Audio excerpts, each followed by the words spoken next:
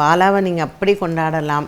அதனால் இன்றைக்கி ஃபஸ்ட்டு நம்ம ஆரம்பிக்கும் பொழுது ஒரு கணபதி பூஜையோடு நம்ம ஆரம்பிக்கிறோம். ஸோ இந்த கணபதி பூஜையில் ஆரம்பிக்கிறது நம்ம லலிதா சகஸ்ரநாமத்தையும் சொல்லி லலிதா திருசத்தி சொல்லி இதெல்லாம் நம்ம சொல்லும் பொழுது முதல் நாளே அந்த அம்பாள் வந்து அப்படியே நமக்கு உட்காந்து நமக்கு அருள் பாலிப்பா.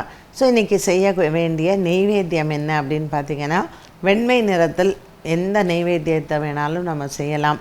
வெண்பொங்கல் நீங்கள் வைக்கலாம், இல்லைன்னா வெறும் தயிர் சாதம் அது பண்ணி தாளித்து தயிர் சாதம் வந்து நெய்வேத்தியம் பண்ணலாம்.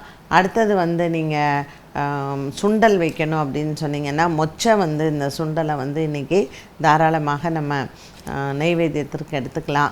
கல்கண்டு சாதம் இது நம்ம பண்ணி நம்ம நெய்வேத்தியம் பண்ணலாம். இப்படி எந்த நெய்வேத்தியமும் வெண்மை நிறத்தில் இருக்கக்கூடியதை இன்றைக்கி நாம் வச்சு சைலபுத்ரி அப்படிங்கிற இந்த தேவத்தையை இன்றைக்கி நம்ம ஆவாகனம் பண்ணுறோம்.